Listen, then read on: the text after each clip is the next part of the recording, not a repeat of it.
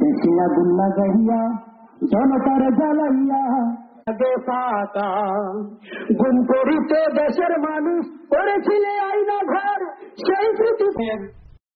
ময়মনসিংহ নগরীর ৩১ নং ওয়ার্ডের সকল স্তরের সহযোগী ও কর্মীবৃন্দের উদ্যোগে বাংলাদেশ জামায়াতে ইসলামীর নির্বাচনী সভা অনুষ্ঠিত হয়েছে।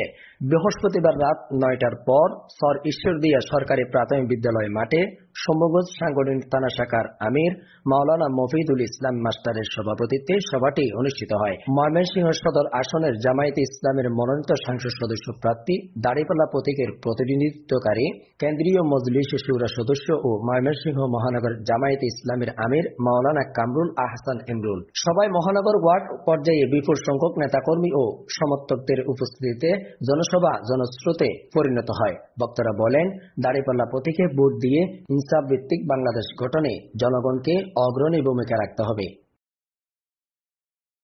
বছরের জন্য না হয় 2 বছর পর না 1 বছর পর আমরা বিদায় করে দেব। একবার দেখি তারা আমাদের জন্য। সভাপতি জনদয়, আসসালামু আলাইকুম ওয়া রাহমাতুল্লাহ। প্রিয় ভাইরা আমার, আমরা 1971 সালে পাকিস্তানের হাত থেকে স্বাধীনতা অর্জন। ময়মনসিংহ জনগণের কার ফিরে পাবে। আমাদের আমিরের জামাত পরামর্শটুকু দেব, এটাকে সামনে নিয়ে আমি আমার পরিকল্পনাগুলো সাজাবো। আমি শুধু আমার পরিকল্পনা সাজাবো না, আমার পরিবারটাকে সাজাবো। আমি শুধু আমার ছাত্র শিবিরের বিভিন্ন দায়িত্ব পালন করেছেন, আন্দোলন সংগ্রাম করেছেন, আপোষহীনভাবে জেল জুলুম নির্যাতনের শিকার হয়েছেন। আমরা আপনাদের কাছে বিনীত অনুরোধ জানাতে চাই, বাংলাদেশ জামাত ইসলামী ইসলামের যে সেই নির্বাচনটা হবে আমাদের ইসলাম এবং ইসলামের বিরোধী শক্তির সাথে আমাদের নির্বাচন হবে। এইবারের যে নির্বাচন হবে চাঁদাবাজ বনাম ভালো মানুষের একটা নির্বাচন হবে ইনশাআল্লাহ। ভাইয়েরা, সকল জুলুমের বিরুদ্ধে আমাদের এইবারের নির্বাচন। 53 বছরে যে ধরনের জুলুম করা হয়েছে, ওইখান থেকে একটা কিছু কামাই রোজগারের ব্যবস্থা রাখে, আবার অসহায় দোকানদারের কাছ থেকেও তারা হয়রানি করে বিভিন্ন ধরনের টাকা টোকার একটা লুটপাটের ব্যবস্থা করে। সম্মানিত ভাইয়েরা, এই জন্য বলতে চাই, আমাদের সবচেয়ে বড় সমস্যাটা হচ্ছে দুর্নীতি।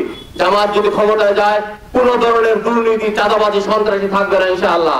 ভাইদের কাছে আমরা বলতে চাই, সন্ত্রাসীদের কোনো দল হতে পারে না, চাঁদাবাজিদের কোনো দল হতে পারে না, মাদক ব্যবসায়ীদের কোনো দল হতে পারে না, সিন্ডিকেটের কোনো দল হতে পারে না। জামাত যদি ক্ষমতায় যায়, আমার ভাইয়েরাও যদি, আমার দলের লোকেরাও যদি কোনো চাঁদাবাজি, সিন্ডিকেট, দখলদারির সাথে জড়িত থাকে, রাষ্ট্র ব্যবস্থা করার আগে আমরা জনগণের সম্মুখে তাদের বিচার করবো ইনশাআল্লাহ।